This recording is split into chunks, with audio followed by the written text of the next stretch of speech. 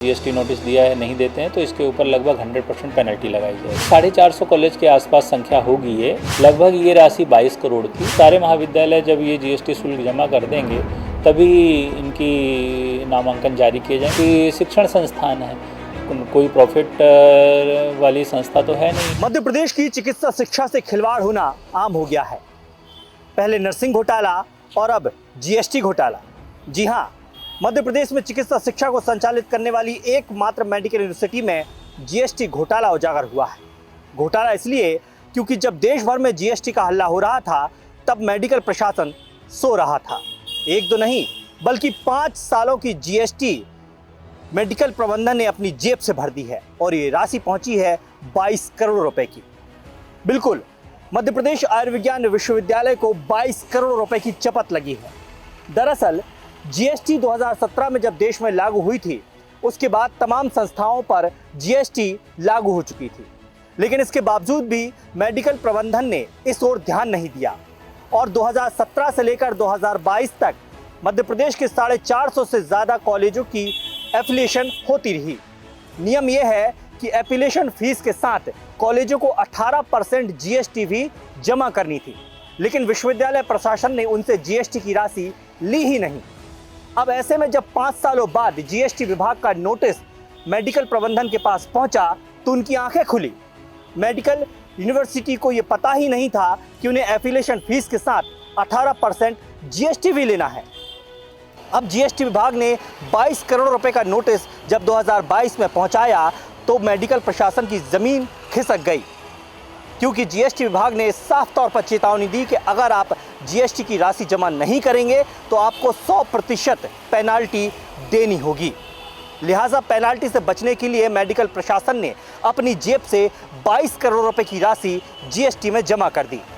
लेकिन अब medical university ये राशि कॉलेजों से वसूलने की तैयारी में जुट गई है और इसके लिए मध्य प्रदेश के तमाम 450 से ज़्यादा एफिलेटेड कॉलेजों को मेडिकल प्रशासन ने नोटिस जारी किया है और एक डेडलाइन दे दी है कि अगर आप इस डेडलाइन तक जीएसटी की राशि जमा नहीं करते हैं तो आपके खिलाफ कार्रवाई हो सकती है। आपके कॉलेजों में पढ़ने वाले बच्चों को परीक्षा में नहीं बैठने दिया जाएगा।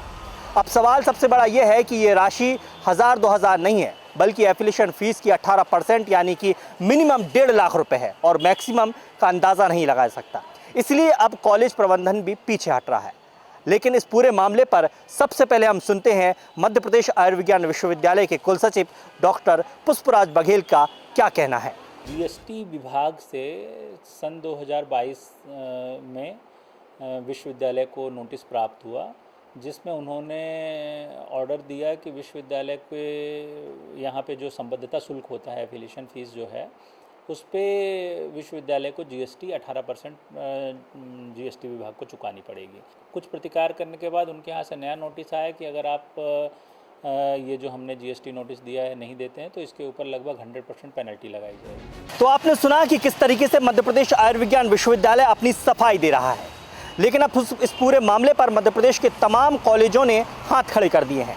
सबसे ज़्यादा परेशानी पैरामेडिकल छात्रों को हो रही है, क्योंकि पैरामेडिकल कोर्सेज चलाने वाले कॉलेजों को 24 तारीख की डेडलाइन दी गई है और मेडिकल यूनिवर्सिटी ने साफ तौर पर कह दिया है कि अगर आप जीएसटी की राशि जमा नहीं करते हैं तो आपके बच्चों को परीक्षा में नहीं बैठने दिया जाएगा। अब ऐसे में मध्य प्रदेश के पैरामेडिकल एसोसिएशन ने इस पूरे मसले को लेकर हाईकोर्ट जाने की तैयारी कर ली है और उनका साफ तौर पर कहना है कि जीएसटी की राशि लेने की जिम्मेदारी विश्वविद्यालय की थी, लेकिन समय रहते ना तो विश्वविद्यालय इस बात के लिए आगाह किया और ना ही इस बात की कोई नोटिस दिया। अब 5 सालों के बाद आप जीएसटी की राशि लेंगे तो ये कहीं से भी जायज़ नहीं होता है, क्योंकि ये पूरी विश्वविद्यालय प्रबंधन की ही लापरवाही है। आइए सुनते हैं मध्य प्रदेश के कॉलेजों के एसोसिएशन के सदस्यों का क्या कहना है। मजबूरीवश सभी संस्थानों ने किसी तरह व्यवस्था करके जीएसटी का भुगतान कर दिया है, लेकिन सन 17 से 20 तक जो रेट्रोस्पेक्टिव बूथ-लक्षी डिमांड की जा रही है वो पूर्ण तरह से अवैध है और उस मैटर को लेकर के हम लोग माननीय उच्च न्यायालय में एक पिटीशन फाइल करने की तैयारी कर रहे हैं। तो कुल मिलाकर कहा जाए तो मध्य प्रदेश आयुर्विज्ञान विश्वविद्यालय की ये चूक मेडिकल छात्रों को ही भुगतनी पड़ेगी, क्योंकि अगर कॉलेजों पर दबाव पड़ता है कि वो जीएसटी की राशि जमा करें तो निश्चित तौर पर वो ये राशि की वसूली छात्रों से ही करेंगे। अब ऐसे में 2017 से लेकर 2022 तक ये राशि करोड़ों रुपए में पहुंचती है।